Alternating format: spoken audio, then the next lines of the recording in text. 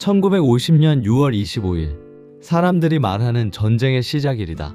하지만 그건 그저 공식적인 날짜였을 뿐이다. 진짜 전쟁은 그보다 훨씬 오래전부터 조용히 자라고 있었다. 전쟁은 갑작스럽게 시작된 게 아니었다. 수년간 쌓여온 갈등, 불안정한 외교, 계속된 무력 도발. 나는 그 한복판에 투입됐다. 특수정찰병으로 차출된 나는 매일이 죽음과 맞닿아 있었다. 우리가 파병된 곳은 국경에서 불과 10km 떨어진 작은 마을이었다. 낮엔 총성이 멈추지 않았고 밤엔 폭격이 하늘을 찢었다. 동료 중 절반은 첫 주 안에 사라졌다. 전쟁은 인간을 괴물로 만든다는 말, 그때 처음 이해했다. 그 와중에도 나는 살아남았다. 아니, 살아남아야 했다. 집엔 아무도 없었다. 어머니는 내가 입대한 해에 돌아가셨고 아버진 연락이 끊긴 지 오래였다. 이곳엔 미련도 돌아갈 이유도 없었다. 오직 명령과 생존뿐이었다. 그날도 우리는 정찰 임무를 받았다. 적국 국경을 살피고 병력 이동을 기록하는 임무. 처음엔 단순한 작전처럼 보였다. 하지만 마을에 들어선 순간 뭔가 이상했다.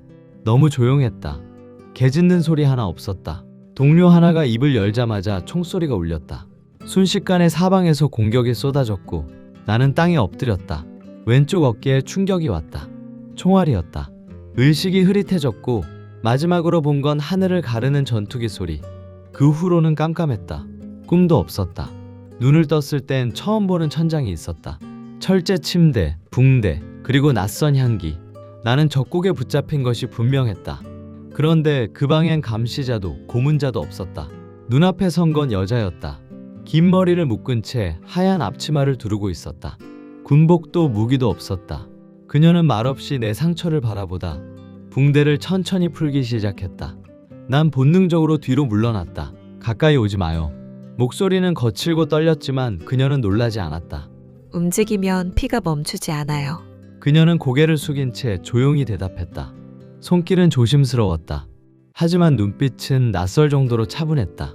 마치 전쟁 중이 아니라 일상처럼. 그녀는 내게 물을 건넸다. 처음 며칠간 우린 아무 말도 하지 않았다. 그녀는 와서 붕대를 갈고 식사를 내려두고 조용히 사라졌다.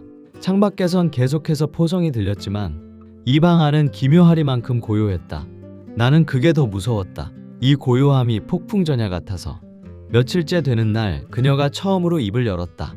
당신 이름은 뭔가요? 나는 말하지 않았다. 그녀는 잠시 기다리다 고개를 끄덕였다. 그럼 그냥 살아있는 사람이라고 부를게요. 그녀는 웃었고 그 웃음은 아주 작았지만 진심이었다. 나는 혼란스러웠다. 적국의 여자가 왜 내게 미소를 짓는 거지? 그녀는 점점 머무는 시간이 길어졌다. 붕대를 갈고도 자리를 뜨지 않았다. 책을 읽고 있거나 창밖을 멍하니 보거나. 그때 알았다. 그녀도 감금된 거라는 걸. 이 집에, 이 나라에, 그 결혼 속에. 남편은 언제 돌아와요? 내가 처음으로 물었다. 그녀는 대답하지 않았다. 대신 눈을 감고 작게 중얼거렸다.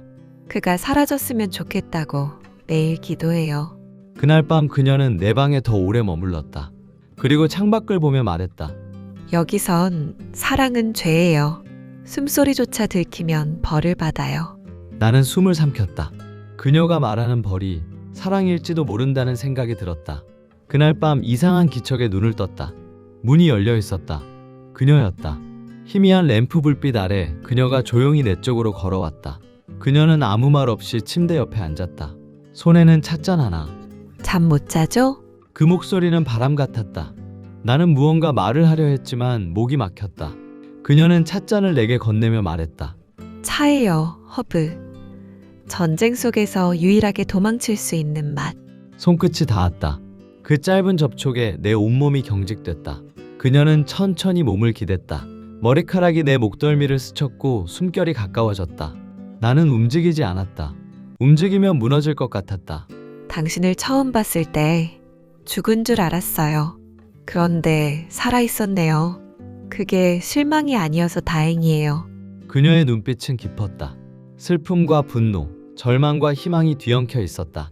그녀가 내 손등을 감쌌다. 나는 그 손을 뿌리치지 않았다. 뿌리칠 수 없었다. 그날 밤 우린 서로를 향해 무너졌다. 외부에선 폭격 소리가 울리고 내부에선 숨소리와 심장 소리만이 더 커져갔다. 그녀의 손끝이 떨렸다. 내 입술이 그녀의 어깨에 닿았을 때 그녀는 살며시 속삭였다. 우리 지옥 가겠죠? 나는 대답하지 않았다. 그저 그 지옥이 그녀와 함께라면 괜찮다고 생각했다. 그 밤 이후 그녀는 매일 왔다. 아무 말 없이 내 옆에 누웠고 우린 서로의 온기를 확인하듯 껴안았다. 하지만 그 온기는 곧 독처럼 스며들었다. 달콤하고 파괴적이었다. 나는 점점 무뎌졌다. 이게 사랑인지 도피인지, 그녀를 원해서인지 살아있기 위해서인지. 그 경계가 점점 흐려졌다. 그녀는 웃다가 울었고 안기다가 도망치듯 나갔다. 그 방은 전쟁터보다 더 위험한 전장이 되어갔다. 그녀는 매일 밤 울었다. 나를 품은 뒤에도 그녀는 떨고 있었다. 내가 이유를 묻자 그녀는 벽을 바라보며 말했다. 이 방 예전엔 나 혼자 있었어요. 긴 시간 동안. 그녀는 이 집에 정략 결혼으로 들어왔다고 했다. 남편은 권력의 상징이었고 그녀는 그저 도구였다. 사랑도 존중도 없이 시작된 삶. 그녀는 처음 몇 해 동안 아이를 갖기 위해 시도했다. 하지만 매번 실패했고 병원에선 그녀에게 불임이라는 말을 건넸다. 그날 이후 남편은 그녀를 점점 더 멀리했다. 그는 사람을 사랑하는 법이 없었어요. 나도 그도. 그녀는 하루 종일 집에 갇혀 살았다.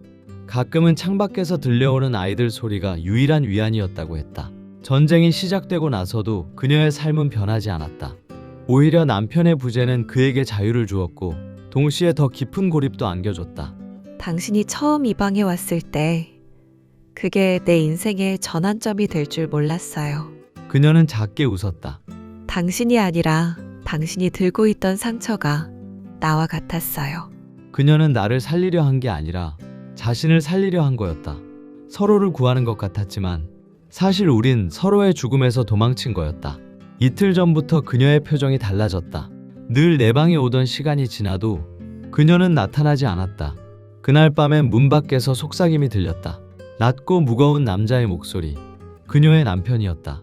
그가 돌아온 것이다. 나는 침대에서 몸을 일으키지도 못한 채 숨을 참았다. 심장이 미친 듯이 뛰었다. 다음날 아침 그녀는 눈밑이 시퍼렇게 질린 얼굴로 들어왔다. 한 손엔 조그만 천보자기. 그걸 풀자 짧은 소음기 달린 권총이 나왔다. 그 사람이 오늘 밤 당신을 데려간대요. 그녀의 목소리는 갈라졌다. 그 전에 당신이 먼저 그를 보내야 해요. 나는 말을 잃었다. 우린 이미 죄인이에요. 이제 살아남기 위해선 신도 배신해야 해요. 나는 총을 들었다. 총구가 손끝에서 무겁게 흔들렸다. 당신은 날 정말 믿어요? 그녀는 고개를 끄덕였다. 그게 아니라면 이미 당신은 죽어 있었을 거예요. 그날 밤 남편이 돌아왔다. 군복에 피가 마른 자국. 목소리는 낮고 건조했다. 그놈 아직 숨쉬나? 그녀는 고개를 끄덕이며 그를 방으로 이끌었다.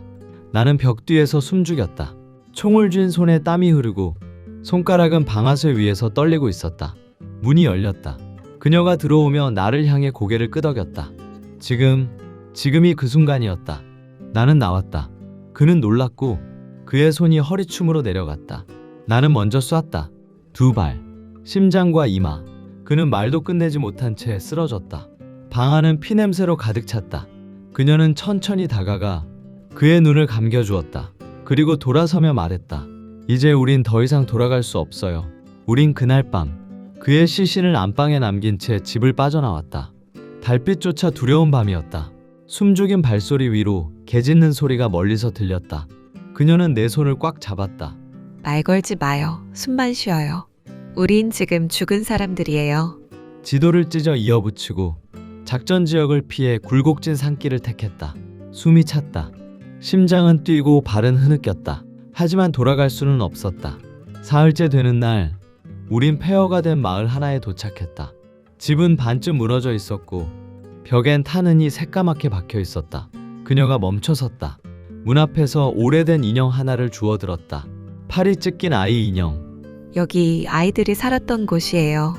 그녀는 조심스럽게 집 안으로 들어갔다. 나는 따라가며 바닥에 널려있는 작은 신발 하나를 보았다. 부엌엔 부서진 밥그릇과 마르지 않은 피자국이 남아있었다. 그녀는 무너진 거울 앞에서 입을 열었다. 이 나라에선 아이조차 숨소리로 벌을 받아요. 우린 그날 밤 벽난로 옆에서 불을 지피지 못한 채 웅크리고 앉았다. 그녀는 떨며 말했다. 우리가 하고 있는 게 옳은 걸까? 나는 대답하지 못했다. 그녀는 내가 사랑하고 동시에 위험에 빠뜨리고 있는 사람이었다. 당신은 후회 안 해요? 이 모든 게 끝나면 날 떠날 거죠? 그녀의 눈엔 눈물이 맺혀 있었다. 나는 그녀를 안았다. 당신만 아니었다면 나는 진작 죽었을 사람이에요. 그날 새벽, 우린 병사 한 명과 마주쳤다. 그는 부상을 입고 도로에서 피를 흘리고 있었다.